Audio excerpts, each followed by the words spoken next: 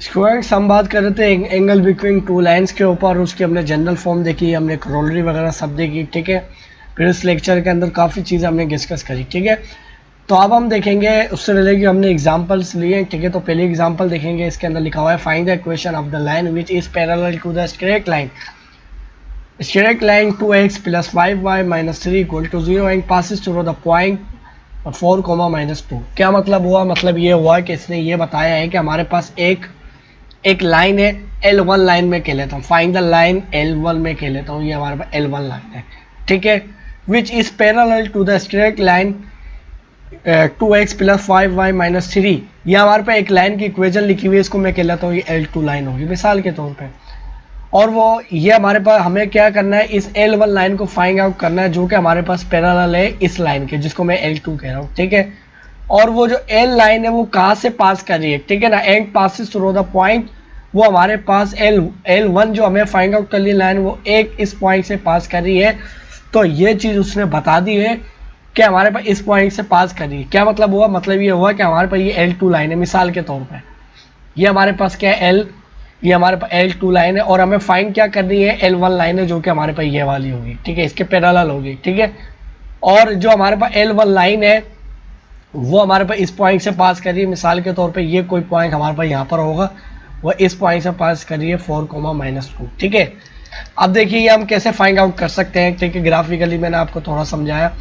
हमने previous lecture के अंदर इसका जो कंसेप्ट लेक्चर पढ़ा था उसके अंदर मैंने ये चीज़ बताई थी कि अगर हमारे पास दो इक्वेशन हो, जनरल फॉर्म हो, हमारे पास ax प्लस हमारे पास by, ये हमारे पास, और प्लस हमारे पास c हो इक्वल टू 0, और हमारे पास ax हमारे पास x1 प्लस हमारे पास by y1 प्लस हमारे पास c इक्वल टू 0।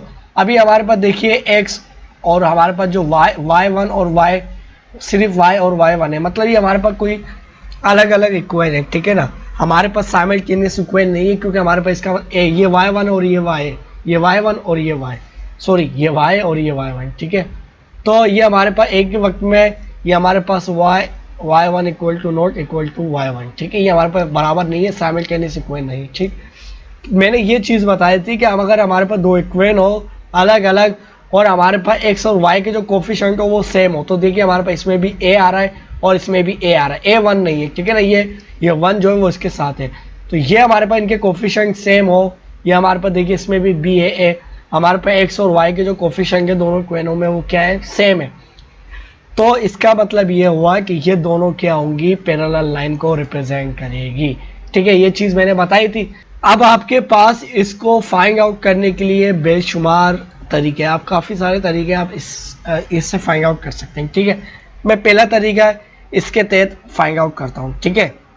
वो हमारे पास क्या होगा, देखिए हमारे पास इक्वेशन क्या लिखी हुई है, मैंने ये हमारे पास इक्वेशन लिखी हुई है, इक्वेशन हमारे पास के लिए इसको मैं इरेज कर देता हूँ, ठीक है, इसको मैंने इरेज किया। इक्वेशन हमारे पास जो है उसको लिखता हूँ मैं, वो हमारे पास लिखी हुई है 2x प्लस हमारे पास 5y माइनस 3 इक्वल टू 0, ठीक है। और हमारे पास जो दूसरी इक्वेशन है वो क्या लिखी हुई है, वो हमारे पास लिखी हुई है, देखिए हमारे पास x और y कोऑर्डिनेट लिखे हुए ना, तो इधर ये हमारे पास इक्वेशन होगी, हमारे पास ax, ठीक है, और x की जगह क्या लिखता हूँ मैं, -2, ठीक है, x की जगह क्या लिखता हूँ, -2 प्लस हमारे पास 5, और सॉरी हमारे पास b, यानी स्टैंडर्ड जो फॉर्म, जनरल जो फॉर्म होती है हमारे पास ax प्लस हमारे पास by plus c equal to 0, ये होती है ना, इसके तहत लिख रहा हूँ। फिर हमारे पास क्या है, y कोमा हमें पता है, सॉरी ये मैंने एक गलती ये कर दी, हमने a लिखा और हमारे पास x क्या है, 4 है, ठीक है। फिर हमारे पास प्लस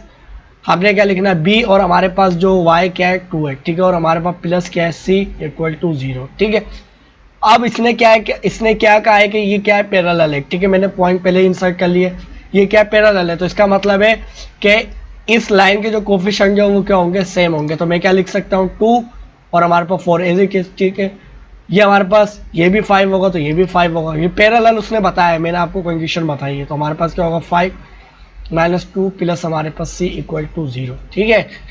ये हमारे पास अब दोनों इक्वेशन आ गई है, देखिए अभी हमारे पास इक्वेशन आ गई है। अब आराम से आप c की वैल्यू फाइंड आउट करेंगे तो हमारे पास क्या हो जाएगी, ये हमारे पास क्या हो जाएगी 8 प्लस हमारे पास माइनस, ये हमारे पास हो जाएगी -10 इक्वल टू और प्लस सी इक्वल टू 0, ये हमारे पास क्या बचेगा -2 और हमारे पास प्लस सी इक्वल टू 0, तो ये हमारे पास क्या हो जाएगा, इसको मैं सोल्व करूँ तो सी की जो वैल्यू आएगी वो 2 आएगी, तो ये हमारे पास सी की वैल्यू क्या आ गई है, 2 आ गई है, ठीक है ना। ये हमारे पास क्या आ गई है, सी की वैल्यू 2 आ गई है, सी इक्वल टू 2, ठीक है। और अगर मैं इसको लिखना चाहूँ, ये इक्वेशन हमारे पास क्या होगी, देखिए हमारे पास ए की वैल्यू क्या होगी, देखिए ए की वैल्यू तो हमारे पास यही वाली होगी 2, तो हमारे पास 2x, ठीक है, हमारे पास प्लस 5y, ठीक है, और हमारे पास प्लस सी की वैल्यू क्या है 2 इक्वल टू 0। तो ये वो इक्वेशन थी जो कि हमें फाइंड आउट करनी थी, ठीक है। अब याद रहे कि ये वाला x और ये वाला x बराबर नहीं है, इस x की वैल्यू दूसरी होगी और इस x की वैल्यू क्या होगी, अलग होगी, यानी हमारे पास ये साइमल्टेनियस इक्वेशन नहीं है। यानी एक ही वक्त में हमारे पास जब दो इक्वेशन होती है ना, साइमल्टेनियस का मतलब होता है कि एक ही वक्त में इनके अंदर दोनों x और y होंगे, वो क्या होंगे, सेम होंगे। अब जब ये पास ही नहीं कर रही है तो दोनों के अंदर, इसके अंदर अगर हमारे पास x की वैल्यू 2 होगी, मिसाल के तौर पे ये लिखी हुई भी, बल्कि x की वैल्यू हमारे पास क्या थी, 4 थी, तो इसके अंदर जो x की वैल्यू होगी वो 4 नहीं होगी। अगर आप पुट भी करेंगे तो आपके भाई 0 के बराबर नहीं आएगी, आप चेक भी कर सकते हैं, ठीक है।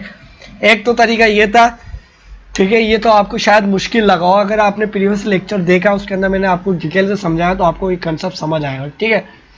बाकी अगर ये चीज़ आपको नहीं, आप इससे सोल्व करना चाह रहे हैं तो आप क्या करेंगे, सिंपली आपको मालूम है कि अगर हमारे पास हमारे पास ये कोई m1 स्लोप हमारे पास बराबर होती है m2 स्लोप के, यानी हमारे पास जब दो पैरेलल लाइन होती है तो उनकी स्लोप क्या होती है, बराबर होती है। ये मैंने आपको प्रीवियस चैप्टर के अंदर बताया, ठीक है। अब ये मैं मेथड 2 से प्रूव कर रहा हूँ, ठीक है ना, यानी मेथड 2 से इसको मैं सोल्व कर रहा हूँ, ठीक। तो अब इस लाइन की इक्वेशन क्या होगी, इस लाइन की जो आपके पास स्लोप होगी वो क्या होगी, तो हमने ट्रांसफॉर्मिंग, हमने इसको स्लोप इंटरसेप्ट फॉर्म में अगर मैं कन्वर्ट करूँ, हमारे पास ये क्या होगी, हमारे पास हो जाएगी y इक्वल टू क्या हो जाएगा, -2x और हमारे पास +3 और जो 5 के साथ जो कोफिशिएंट है वो डिवाइड हो जाएगा इसके साथ भी, इसके साइड भी। तो ये हमारे पास क्या आ गई, स्लोप आ गई। ये हमारे पास m2 की स्लोप आ गई, हमारे पास क्या आ गई, m2 की क्या स्लोप आई है, m2 की जो हमारे पास स्लोप आई है वो आई है -m2 की जो स्लोप आई है, बल्कि इसको मैं यहाँ करके लिखता हूँ, m2 की जो स्लोप आई है वो इक्वल टू आई है -2/5, ठीक है। तो इसका मतलब है m1 की भी यही स्लोप होगी, तो m1 तो मैं लिख सकता हूँ -2/5 इक्वल टू -2/5, दोनों की स्लोप सेम है, हमें स्लोप मिल गई है।